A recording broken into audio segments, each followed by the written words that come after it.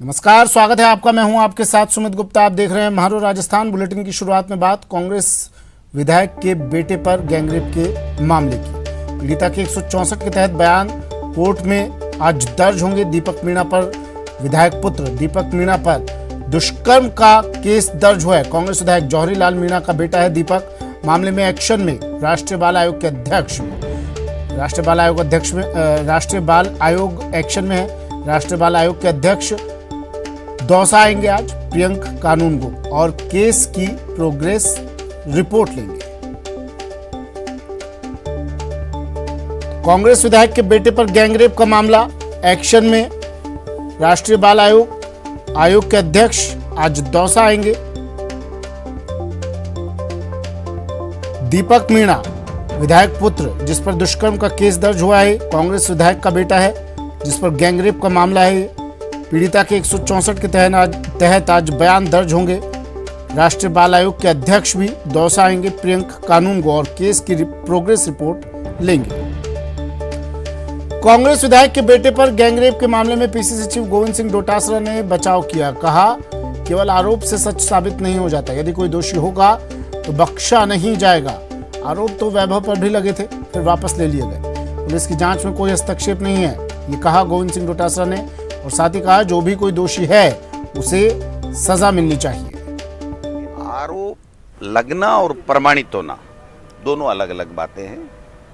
तो आज की तारीख में जो भी हमने मीडिया के माध्यम से सुना है, तो देखिए पुलिस इन्वेस्टिगेशन चल रहा है। हमारा तो यही कहना है कि अगर कोई दोषी होगा तो उसको बख्शा नहीं जाएगा। लेकिन आरोप तो वैभव गहलोत के ऊपर भी किन्हीं लोगों ने लगाए थे। 2 दिन बाद में उन्होंने कह दिया नहीं साहब, इनका कोई लेना देना नहीं है। तो आरोप लगना और प्रमाणित होना, तो पुलिस में हमारी तरफ से कोई इंटरफेरेंस नहीं है। वो निष्पक्षता के साथ में उस मामले की जांच करेगी और जांच में जो निकलेगा, जो भी दोषी होगा उसको सजा मिलनी चाहिए। इसमें कोई दिक्कत वाली बात। कांग्रेस विधायक के बेटे पर गैंगरेप का आरोप लगा है। कैबिनेट मंत्री प्रताप सिंह खाचरियावास ने इस पर बयान दिया। कहा, एफआईआर सरकार की नीति की वजह से दर्ज हुई। कितना भी बड़ा व्यक्ति हो, एफआईआर दर्ज की जाती है। 1 साल बाद मामला उठा है, जांच का विषय है। दोषी बचना नहीं चाहिए, निर्दोष हंसना नहीं चाहिए। फर्स्ट इंफॉर्मेशन रिपोर्ट दर्ज हुई है। वो इसलिए दर्ज हुई है क्योंकि मुख्यमंत्री ने खुद ने आदेश दिया है कि कोई भी व्यक्ति थाने में आए तो उसकी फर्स्ट इंफॉर्मेशन रिपोर्ट दर्ज करो। एफआईआर दर्ज किसने की? राजस्थान की सरकार ने, राजस्थान सरकार की नीति ने। कोई भी कितना भी बड़ा आदमी हो, हमारी नीति है एफआईआर दर्ज करने की, तभी तो एफआईआर में नाम आया है। आप मुझे ये बता दो, यदि हम नहीं चाहते या यदि पॉलिटिकली प्रेशर होता तो क्या एफआईआर में नाम आ जाता? क्या वहीं पे नाम रोक देते? ये फालतू की बातें बीजेपी वाले करते हैं। जांच का मुद्दा है, निर्दोष फंसना नहीं चाहिए और दोषी बचना नहीं चाहिए। अब उस एफआईआर की कितनी सच्चाई है? किसी राजनीतिक व्यक्ति के बच्चे के खिलाफ जब मुकदमा दर्ज होता है और 1 साल बाद जब सारा मामला उठता है, 1 साल बाद, तो जांच का विषय है, सच्चाई सामने आनी चाहिए। कोई नेता का बेटा होने का मतलब या नेता का रिश्तेदार होने का मतलब ये तोड़ना है कि आप उसको फांसी पे चढ़ा दोगे। ये सच्चाई सामने हो। यदि नेता का बेटा हो, चाहे किसी और का बच्चा हो, यदि वो दोषी है तो कानून काम करेगा, निर्दोष है तो उसको छोड़ेगा। ये नियम है, उस नियम पर हम काम कर रहे हैं। इस मामले पर उप मुख्य सचेतक महेंद्र चौधरी ने भी बयान दिया। कहा, जिसने आरोप लगाए उस पर भी रेप के आरोप लगे थे। जांच चल रही है, जल्द स्थिति साफ हो जाएगी। बीजेपी की सीबीआई जांच की मांग को खारिज किया है। जौहरी लाल जी ने कल ये स्पष्ट किया है कि जिस व्यक्ति ने उनके पुत्र पे आरोप लगाए, उन्होंने उनके खुद के ऊपर भी आरोप लगाए थे पिछली बार। अब वो बुजुर्ग अवस्था में है, जब उनके ऊपर भी लगा सकते हैं। ये सिर्फ राजनीतिक बात है जिस प्रकार का जौहरी लाल जी ने कहा है, और जांच चल रही है। जांच के अंदर जो सत्य है वो सामने आ जाएगा। बीजेपी तो सब में सीबीआई की जांच की मांग करती है, उनको तो दूसरी जांचें पसंद ही नहीं है। बीजेपी के चाहने न चाहने से सीबीआई जांच, अभी रिट में भी उन्होंने लाख प्रयास कर लिए, सीबीआई जांच हो गई क्या? जब जांच कर रही है, एसओजी कर रही है, और विभाग कर रहे हैं, पुलिस विभाग कर रहा है, तो वो भी एक विभाग बने हैं, सरकार ने विभाग बनाए, वो अपनी अपनी जांच कर रही है। जांच में सामने आ जाएगा जो भी इसमें। इस मामले पर बीजेपी विधायक रामलाल शर्मा ने भी निशाना साधा है। के ऊपर अत्याचार राजस्थान के अंदर अगर सबसे बड़ी उपलब्धि अगर रही है तो राजस्थान के अंदर महिला दुष्कर्म नंबर 1 पे पहुंचे है, अनुसूचित जाति जनजाति के ऊपर अत्याचार के ऊपर नंबर 1 पे पहुंचा है। और जब रक्षक ही भक्षक बन जाए तो राजस्थान को बचाने वाला कौन है? मंत्री जी का स्टेटमेंट मैंने भी सुना है, सरकार का स्टेटमेंट सुना है, और विधायक जी का स्टेटमेंट ये कि मेरा बेटा निर्दोष है। तो निर्दोष साबित करने का काम या दोषी साबित करने का काम कानून करेगा। आपके कहने से कोई दोषी और आपके नहीं कहने से कोई निर्दोष नहीं हो जाता। इसलिए तत्काल विधायक जी को अपनी संवेदनशीलता का परिचय देते हुए कानूनी प्रक्रिया के अंदर अपने बेटे को जो भी इन्वेस्टिगेशन ऑफिसर है उसके सामने पेश करना चाहिए और एक न्यायिक प्रक्रिया है उसका सामना करना चाहिए। और अब बात भरतपुर की, जहां विधायक वाजिब अली के स्वागत कार्यक्रम में हर्ष फायरिंग का मामला तूल पकड़ने लगा है। सीकरी थाना पुलिस ने हर्ष फायरिंग करने वाले आरोपियों की तलाश करने के लिए टीम का गठन कर दिया है। पुलिस का कहना है कि वीडियो सामने आने के बाद मामले को गंभीरता से ले लिया गया है और इस मामले में सभी के खिलाफ कार्रवाई की जाएगी। दरअसल कल एक स्वागत कार्यक्रम के दौरान गानों पर नाचते गाते समय विधायक के समर्थकों ने हर्ष फायरिंग की थी।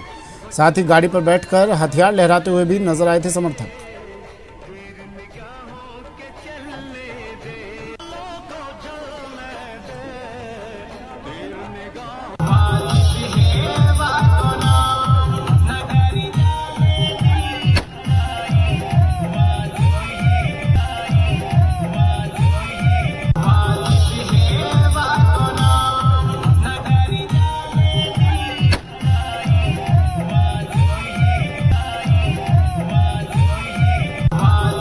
विधायक वाजिब अली का स्वागत कार्यक्रम में ये तस्वीरें आपको दिखा रहे हैं और इस कार्यक्रम में जमकर फायरिंग की गई, हवा में हथियार लहराए गए। अब पुलिस इन आरोपियों की तलाश कर रही है, टीम का गठन कर दिया है। वीडियो सामने आने के बाद पुलिस ने कहा कि मामले को गंभीरता से लिया गया है और सभी के खिलाफ कार्रवाई की जाएगी। भरतपुर हर्ष फायरिंग पर अब सियासत भी गर्मा गई। उप मुख्य सचेतक महेंद्र चौधरी का बयान, कहा वाजिब अली ने भी फायरिंग को गलत बताया है। पुलिस की जांच के बाद तस्वीर साफ होगी। बीजेपी ने मामले पर कांग्रेस पर निशाना साधा। कहा प्रदेश में कानून का राज खत्म हो गया है। रामलाल शर्मा बीजेपी विधायक जिन्होंने बात कही।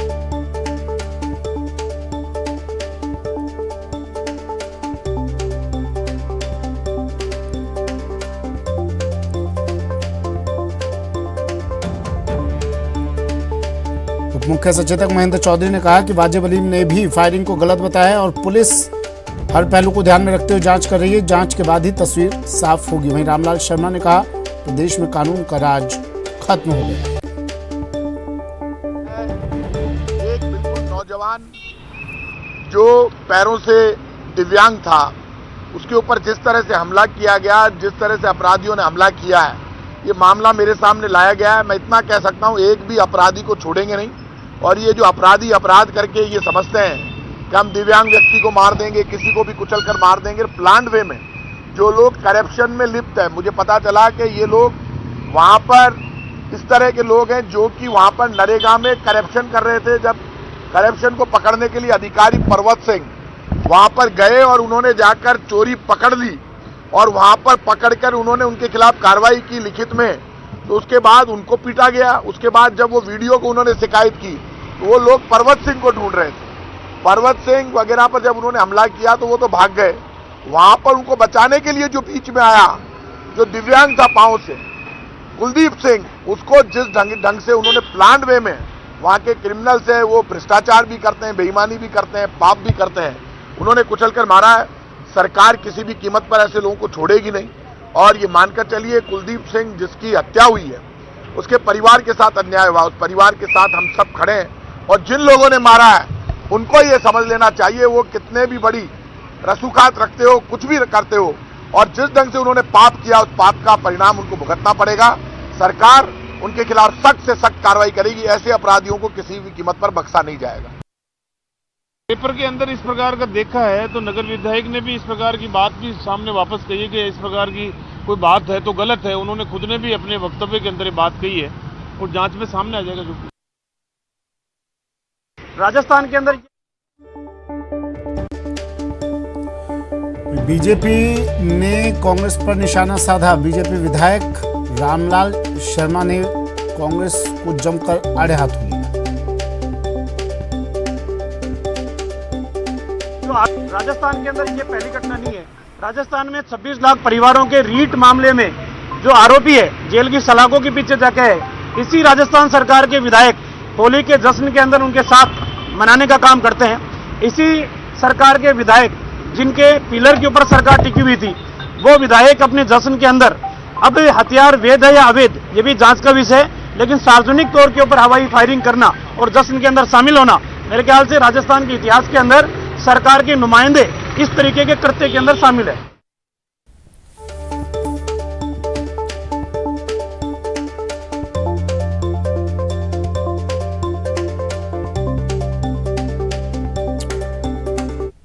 चलिए सीधा ले चलते हैं आपको एग्री एक्सपो 2022। एग्री एक्सपो का आगाज मुख्यमंत्री अशोक गहलोत इसका शुभारंभ करेंगे। ये सीधी तस्वीर।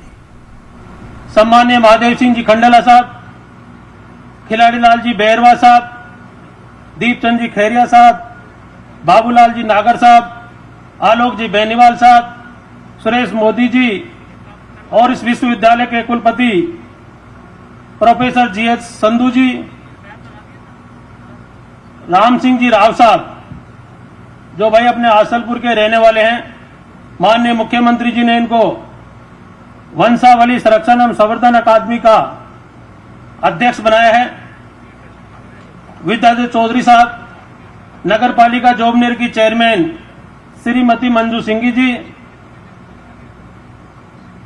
नई पंचायत समिति के प्रधान जो मुख्यमंत्री जी ने जोबनेर को सौगात दी, वो सबसे पहले सौगात दी कि जोबनेर को नई पंचायत समिति दी।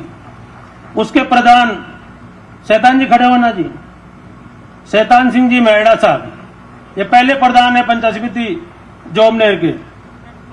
राम नारायण जी झाझरा साहब प्रधान पंचायत समिति जोटवाड़ा। प्रमुख शासन सचिव कृषि दिनेश कुमार जी, ब्लॉक कांग्रेस कमेटी के अध्यक्ष हनुमान साय जी रोलानिया जोटवाड़ा। वैशाली नगर ब्लॉक कांग्रेस कमेटी के अध्यक्ष भाई अशोक शर्मा जी और इस विश्वविद्यालय के निदेशक सुदेश कुमार जी।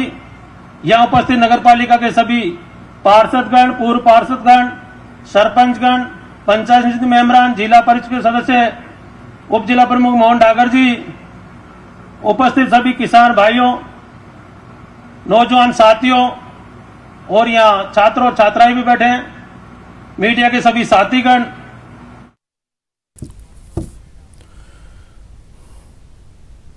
और बड़ी खबर आ रही है जयपुर से। जयपुर में नाबालिग बेटियों के लापता होने का मामला, वकील की नाबालिग बेटियों के लापता होने का यह मामला है। कालीचरण सराफ ने अब सरकार को अल्टीमेटम दे दिया है। 10 दिन में पुलिस ने अगर नहीं ढूंढा तो आंदोलन करेंगे। परिजनों का जिन पर संदेह है उनसे पूछताछ क्यों नहीं की जा रही है। मालवीय नगर विधानसभा क्षेत्र से विधायक कालीचरण सराफ, इन्होंने अब कह दिया है 10 दिन में इस केस का पटाक्षेप करें, नाबालिग बच्चियों को ढूंढा जाए। बड़ी खबर।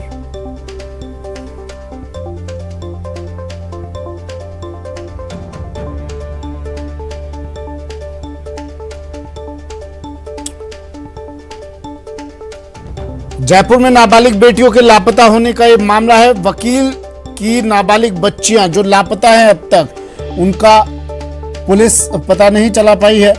कोशिश की जा रही है तमाम, लेकिन अब तक उनका कोई सुराग हाथ नहीं लगा है। अब कालीचरण सराफ, मालवीय नगर विधानसभा क्षेत्र से विधायक, इन्होंने सरकार को अल्टीमेटम दिया है। कहा है 10 दिन में पुलिस ने अगर नहीं ढूंढा तो आंदोलन की राह पर इन्हें जाना होगा, बड़ा आंदोलन किया जाएगा।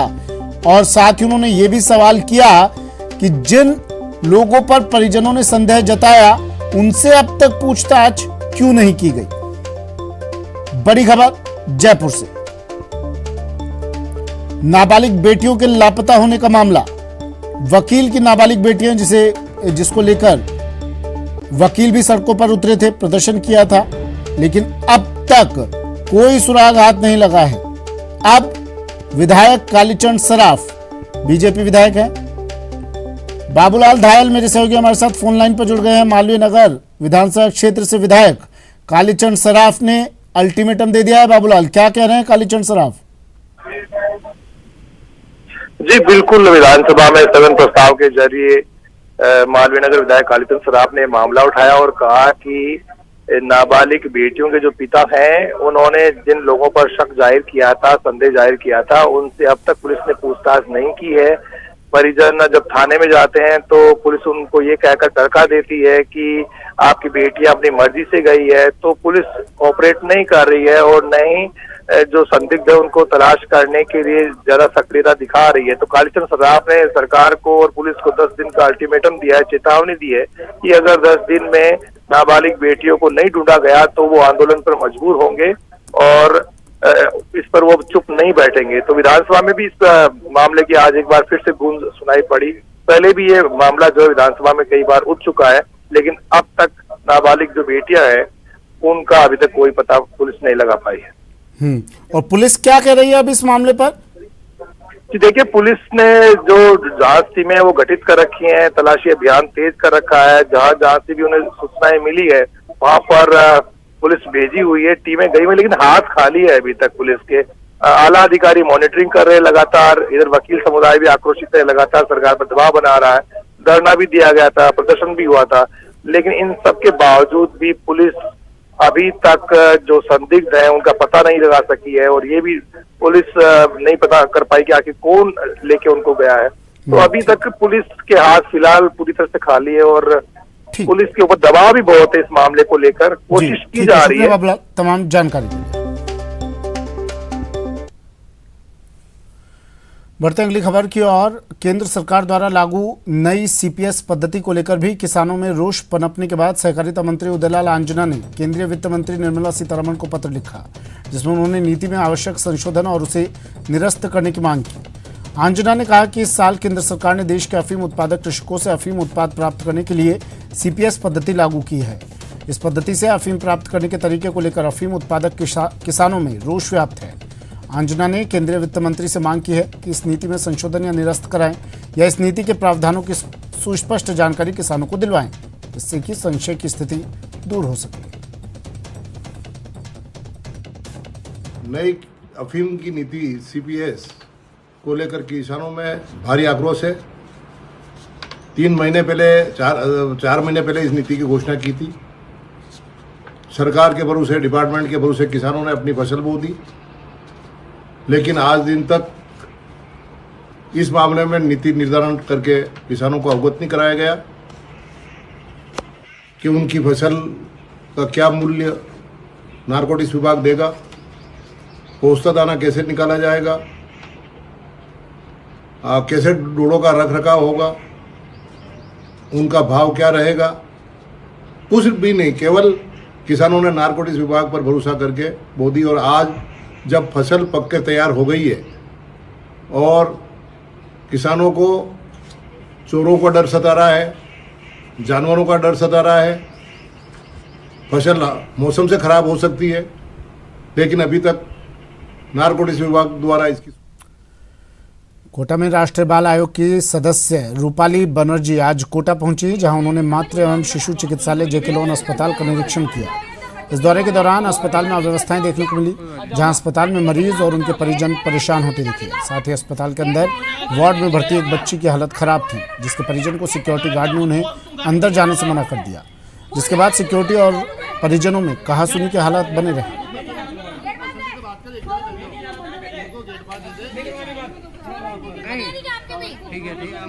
संभाग के सबसे बड़े मातृ एवं शिशु चिकित्सालय में बाल संरक्षण आयोग की सदस्य रूपाली बनर्जी निरीक्षण करने पहुंची है, लेकिन उनके निरीक्षण के दौरान जो हाल है, जो तस्वीरें हैं, वो हम आपको दिखाते हैं। ये तस्वीरें जेके लोन अस्पताल गेट के बाहर की हैं। यहाँ पर रूपाली बनर्जी जो है वो निरीक्षण करने के लिए पहुंची हैं। चूंकि निरीक्षण अंदर चल रहा है तो सिक्योरिटी जो है वो मरीजों के जो तीमारदार हैं उनको अंदर जाने से बाकायदा रोक रही है और जो तीमारदार हैं उनको खासी दिक्कतों का सामना करना पड़ रहा है। क्या दिक्कत आई है आपके सामने, किस तरीके से? बेबी की रात भर उल्टी हो रही है, जाने नहीं दे रही है मेरे को। क्यों नहीं जाने दे रहे? क्योंकि अंदर निरीक्षण जाने नहीं दे रहे और जाने दे रहे, मेरे को नहीं जाने दे रहे। क्या कह रहे हैं, किस वजह से रोक रहे हैं आपको? यूँ रोक रहे कि अभी पास बना दो, 2 पास है, जो भी नहीं जाने दे रहे मेरे को अंदर। और उल्टा कर रही बेबी मेरे बहुत तेज। कब से एडमिट है बेबी? 3 दिन हो गए आज यहाँ पर।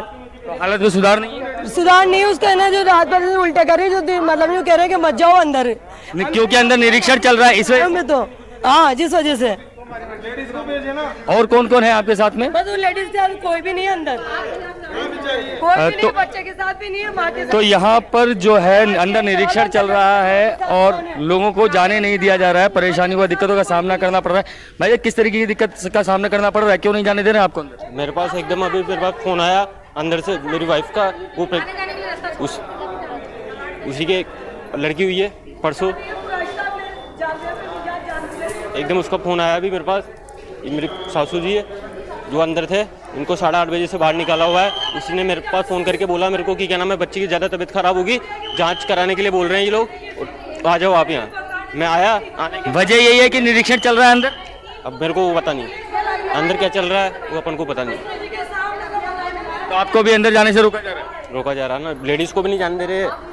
तो हालात ये है कि जेके लोन अस्पताल में फिलहाल बाल संरक्षण आयोग की सदस्य रूपाली बनर्जी का जो है वो निरीक्षण चल रहा है। इस दौरान जो भी तीमारदार हैं, मरीज हैं, उन जो अंदर जाना चाहते हैं, क्योंकि ये बच्चों का अस्पताल है, कई बच्चों की तबीयत ज़्यादा खराब है, तो उनके तीमारदारों को अंदर जाने से रोका जा रहा है। कहीं ना कहीं जो लोग हैं उनको खासी दिक्कतों का सामना करना पड़ रहा है। योगेश त्यागी, न्यूज़ 18 कोटा। ब्रेक के बाद स्वागत है आपका। बात भरतपुर हर्ष फायरिंग मामले की। 2 लोगों के खिलाफ मामला दर्ज कर लिया गया है। अब सीकरी थाना पुलिस ने ये मामला दर्ज किया है। फायरिंग करने वाले 2 लोगों की पहचान कर ली गई है। विधायक वाजिब अली के स्वागत में ये हर्ष फायरिंग की गई थी, जिसके बाद अब पुलिस ने 2 लोगों के खिलाफ मामला दर्ज किया है। ये तस्वीरें वायरल हुई, इसके बाद सवाल उठे, सवाल पूछे गए। अब सीकरी थाना पुलिस ने मामला दर्ज किया है। फायरिंग करने वाले 2 लोगों की पहचान की गई और दोनों के खिलाफ मामला दर्ज।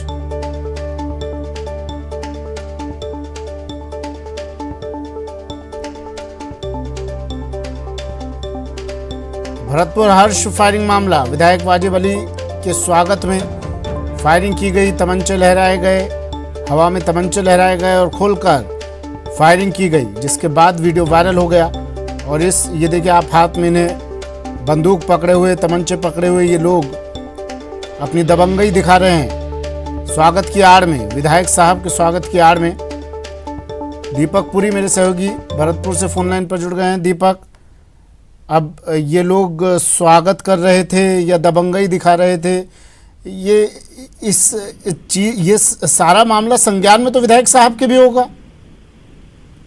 देखिए सुमित, विधायक साहब का तो इस मामले में ये कहना है कि उनको इस मामले का पता नहीं है कि किस तरह से फायरिंग की गई थी। लेकिन शनिवार को जिस तरह से विधायक वाजिब अली का स्वागत कार्यक्रम था, जगह जगह स्वागत कार्यक्रम किया गया था, तो उस दौरान एक सीकरी थाना क्षेत्र में स्वागत कार्यक्रम था और वहां इनके जो समर्थक थे वो गानों पर नाचते हुए, हथियार लहराते हुए नजर आए थे और उन्होंने फायरिंग भी की थी। कई बार फायरिंग जो है हथियारों से की गई थी। इसका भी जो वीडियो है वो पुलिस के पास पहुंचा और सोशल मीडिया में वायरल हुआ। जैसे फिर खबर भी प्रकाशित हुई, न्यूज़ 18 राजस्थान ने भी खबर को प्रमुखता से दिखाया था। उसके बाद पुलिस जो है हरकत में आई और पुलिस ने अब 2 लोगों को चिन्हित किया है जिन्होंने फायरिंग की घटना को अंजाम दिया था। दोनों लोगों के खिलाफ दीपक 2 लोगों को चिन्हित किया, मामला दर्ज किया, ठीक है, लेकिन तस्वीरें हम दर्शकों को दिखा रहे हैं दीपक, हर दूसरे आदमी के हाथ में तमंचा दिखाई दे रहा है, हर दूसरे आदमी के हाथ में हथियार दिखाई दे रहा है। क्या उस वक्त पे पुलिस को कानो कान खबर नहीं लगी कि इतनी बड़ी संख्या में लोग यहाँ जमा हैं, फायरिंग कर रहे हैं? न्यूज़ 18 पर खबर चलने के बाद ही पुलिस हरकत में क्यों आती है हर बार? देखिए सुमित, हथियारों की बात की जाए तो मेवात क्षेत्र पहले से ही अवैध हथियारों के लिए बदनाम है और वहाँ कई सारी जगह पर जो है अवैध हथियार बनाए भी जाते हैं। तो इसको लेकर के पुलिस को पहले ही सोचना चाहिए था। जब उस वक्त कार्यक्रम हो रहा था, उस वक्त ये फायरिंग की गई, तो पुलिस को भी वहाँ पुलिस मौजूद थी वहाँ पर, तो पुलिस को देखना चाहिए था और तुरंत ही कार्रवाई करनी चाहिए। लेकिन कहीं ना कहीं पुलिस की भी इस मामले में लापरवाही रही है। लेकिन जब ये मामला पुलिस अधीक्षक के सामने पहुंचा तो उन्होंने नगर और सीकरी थानाधिकारी को निर्देश दिए कि त्वरित इस पे कार्रवाई की जाए और जो भी लोग हैं उनके खिलाफ शुक्रिया दीपक तमाम जानकारी के लिए।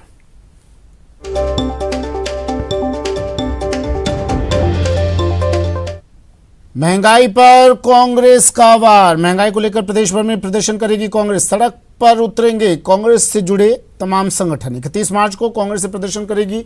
विरोध प्रदर्शन होगा महंगाई को लेकर कांग्रेस का बड़े स्तर पर। तमाम संगठन सड़क पर उतरेंगे। एनएसयूआई, यूथ कांग्रेस और सेवा दल ये प्रदर्शन करेंगे। 7 अप्रैल को राज्य स्तर पर यह प्रदर्शन किया जाएगा। केंद्र सरकार ने आम लोगों का जीना मुहाल कर दिया, ये कहा गोविंद सिंह डोटासरा, पीसीसी चीफ ने। बिल्कुल, देखिए जो महंगाई है, जो सबकी कमर तोड़ रही है पूरे देश में, और मोदी सरकार को किसी बात से लेना देना नहीं है। महंगाई कम करने का वादा करके ये 8 साल पहले सरकार में आए थे, लेकिन आज गरीब का जीना दूभर हो गया, 2 वक्त की रोटी उसको नहीं मिल पा रही है। तो अखिल भारतीय कांग्रेस कमेटी ने तय किया है कि 31 मार्च को हम सब NSUI, youth Congress, man Congress, सेवा दल, सब प्रकोष्ठ, जहाँ जहाँ भी जिस रूप में भी अपने घर के सामने, अपने मोहल्ले में यह स्थान चिन्हित कर लेंगे। हमने अभी निर्देश दिए हैं कि स्थान चिन्हित कर लें और वहाँ पर विरोध प्रदर्शन अपना प्रदर्शित करें केंद्र की सरकार के खिलाफ और महंगाई कम करने के लिए। महंगाई मुक्त भारत का जो अभियान हमारी AICC ने दिया है, तो और उसके बाद में 2, 3, 4 3 दिन का जिलों के अंदर जिला कांग्रेस कमेटी करेगी। तो वहाँ पर हमारे सारे जनप्रतिनिधि, जिला कांग्रेस कमेटी के अध्यक्ष, निवर्तमान अध्यक्ष, जिले के तमाम कांग्रेस के कार्यकर्ता और नेता सब लोग उपस्थित रह करके वहाँ विरोध प्रदर्शन करेंगे। और 7 तारीख को हम प्रदेश कांग्रेस कमेटी की तरफ से एक बड़ा जो है विरोध प्रदर्शन हम लोग जुलूस के रूप में निकाल करके और फिर यहाँ पर हम करेंगे। वक्त एक ब्रेक का है, जल्द हाजिर होंगे।